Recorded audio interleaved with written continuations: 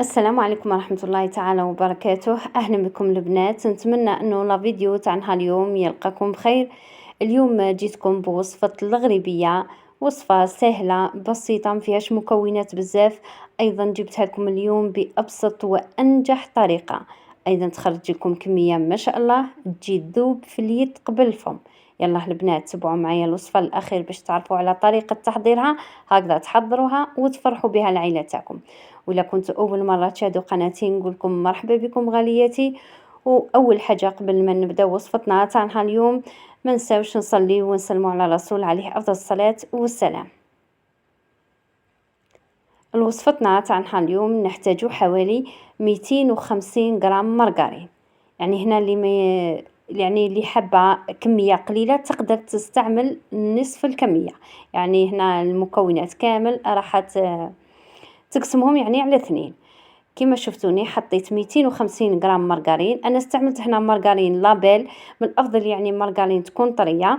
راح نزيد نضيف لها كاس ناقص حوالي اسبوعين من الزيت، ونضيف ايضا كاس سكر كلاصي نفس الشيء يعني ناقص 2 صباع.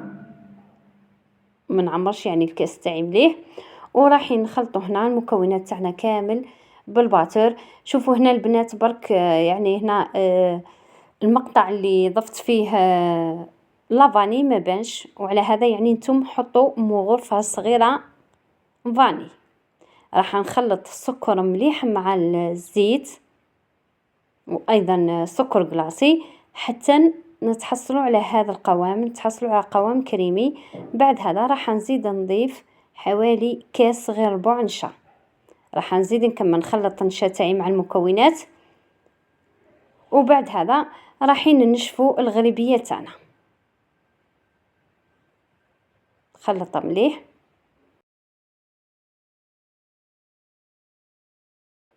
بعد ما تحصلت على هذا القوام نجي هنا نضيف الفرينه غير بشوي ونشفوا العجينه حتى نتحصلوا يعني على عجينه تكون متماسكه. هنا فقط البنات يعني حاولوا كي تخدموا الغريبيه دائما جربوا حبه ولا زوج. الا شفتوا الغريبيه تاعكم يعني هبطت وما قعدتش يعني محافظه على الشكل تاعها، هنا تعرفوا باللي العجينه تاعكم ناقصتها فرينه. نحط هنا الفرينه كما شفتوني. بعد ما حطيت الفرينه راح نبدا ندخل هذيك الفرينه كامل في الكريمه هذيك اللي تحصلنا عليها. هنا نحي لاسباتيل وراح نكمل اللم الغريبيه تاعنا بيدي هكذا.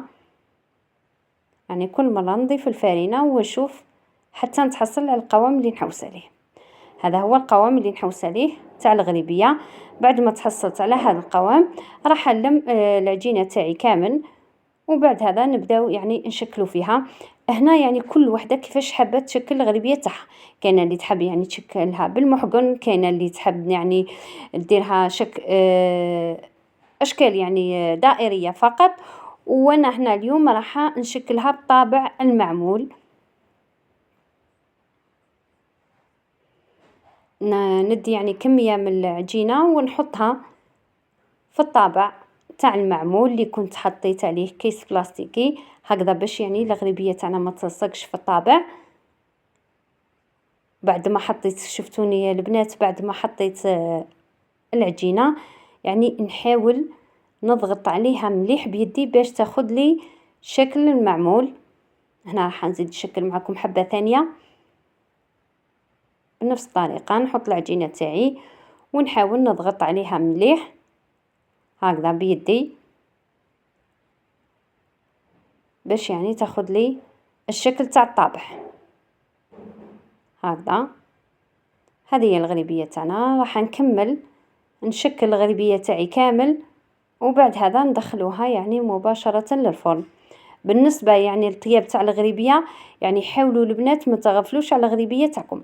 كما تعرفوا يعني الغريبيه تنشف فقط، ما نخليوهاش يعني نحاولوا ما نخليوهاش تطيب بزاف باش تقعد لنا خفيفه وهشوشه. دوك هنا نعطيكم الغريبيه تاعي كيفاش طيبتها. شوفوا يعني طيبتها صفرة ما تجيش ما خليتهاش يعني حمارت مليح باش ما تجيكمش يابسه وتجيكم خفيفه. كما تعرفوا الغريبيه كما قلت لكم يعني الغريبيه تنشف فقط.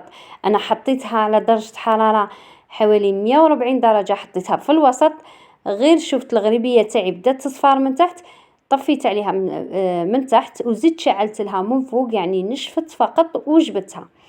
هنا في الاخير نجيو نزينوا الغريبيه تاعنا. عندي هنا كميه من العسل، راح نحط يعني شويه من العسل، ونزينها ايضا بكميه من الكاوكاو اللي كنت حمصته ورحيته رقيق.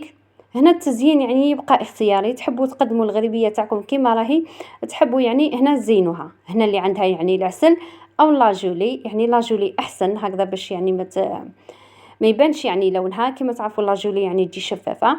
هذه هي الغريبيه تاعنا في الاخير اللي تحصلنا عليها.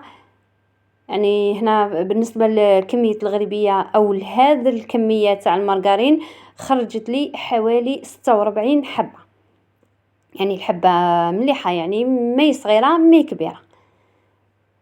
نتمنى أنكم تجربوها البنات، وإلا جربتوها ما تنساوش رجعوا للفيديو وكتبوا لي في التعليقات واعطوني رايكم بها، عفوا رايكم فيها. يعني غريبية سهلة ناجحة بسيطة، وصفة بزاف هايلة راح تفرحوا بها العائلة تاعكم. قهوة العشية يعني تحضروها في وقت قصير، ما تاخذش وقت منكم بزاف، وتجي خفيفة وهشوشة، تجي كما قلنا في أول الفيديو تجي تذوب في اليد قبل الفم.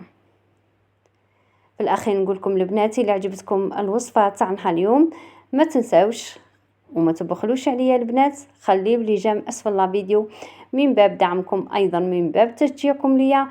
وبلا ما تنساو ايضا بارطاجيو الوصفه مع الاصدقاء تاعكم، هكذا يستفادوا من الوصفه ويجربوها لوليداتهم. في الاخير نقول لكم دمتم في رعايه الله وحفظه، الى الملتقى ان شاء الله.